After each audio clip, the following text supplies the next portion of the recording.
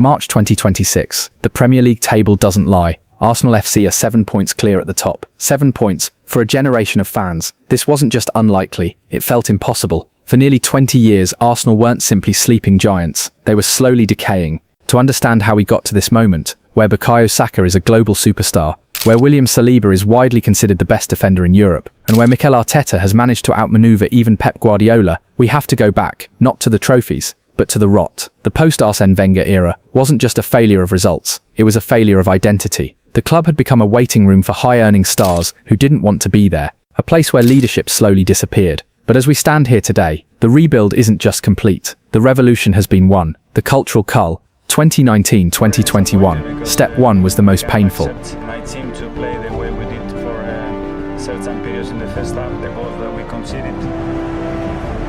The purge. When Arteta walked into London Colney in December 2019, he didn't demand new signings, he demanded a new culture. At the time, the dressing room was a toxic mix of huge contracts and fading motivation. Arteta introduced something simple but brutal: non-negotiables, discipline, commitment, accountability. Anyone who didn't meet those standards was out. The casualties were enormous. Mesut Ozil, Arsenal's highest-paid player, frozen out of the squad. Matteo Guendouzi, exiled after repeated disciplinary issues. And then came the biggest shock: Pierre-Emerick Aubameyang. When Arteta stripped the captaincy from his star striker in 2021, it sent shockwaves through the league. The message was clear: no player is bigger than the badge. Critics mocked Arteta. They called him a PA teacher. They said he had lost the dressing room. And when Arsenal sat 15th in the table at Christmas 2020, the pressure exploded. Arteta out was trending everywhere. But Arsenal's board did something rare in modern football. They stayed calm. They backed the manager, not the stars. By 2022, almost 90% of the squad Arteta inherited was gone. The land had been cleared. Now the real project could begin. The recruitment revolution. Step 2 was recruitment, but not the kind Arsenal had done before. Instead of buying expensive solutions, they started buying potential. Between 2021 and 2023, Arsenal spent nearly £400 million. But look closer at the profiles: Martin Odegaard, Ben White, Aaron Ramsdale, Gabriel Magalhaes.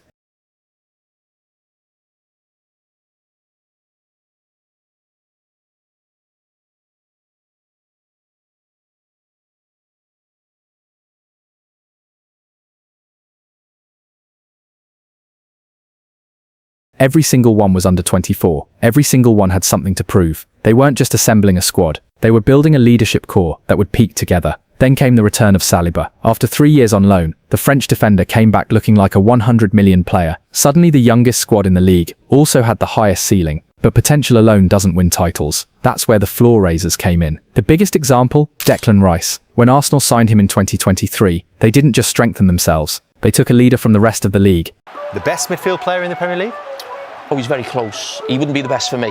I would, if you're talking about all-round, and made him the engine of their midfield. Later came further upgrades. Ricardo Calafiori, adding defensive flexibility. Mikel Merino, bringing physical dominance. And finally, the missing piece up front. Victor Gyökeres, a true number 9, a striker capable of turning dominance into goals. By the start of the 2025-26 season, Arsenal's squad value had exploded past £1.2 billion. They weren't just building a team, they were building an era. Tactical totalitarianism. If Wenger was an artist, Arteta is an architect. Arsenal's system today is built around positional dominance. It begins with the Saliba-Gabriel partnership, statistically one of the most dominant defensive duos in the league. But the real innovation happens in wide areas. Fullbacks like Gurien Timber and Calafiori don't simply defend, they invert into midfield, creating a box midfield that gives Arsenal control in the centre of the pitch. This allows the midfielders to push forward and dominate transitions. Then there's Arsenal's secret weapon, Nicolas Jova, the set-piece mastermind. Under Jova, Arsenal have turned corners into a statistical weapon. Near-post runs, goalkeeper blocks, screening movements. Nearly 40% of Arsenal's goals this season come from set pieces. They don't just beat teams with skill, they beat them with structure. So now the real question: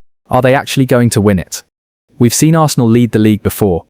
In 2023, they collapsed. In 2024, they fell short again. In 2025, they finished second for the third time. But this Arsenal team feels different. They look calmer, more experienced, more ruthless.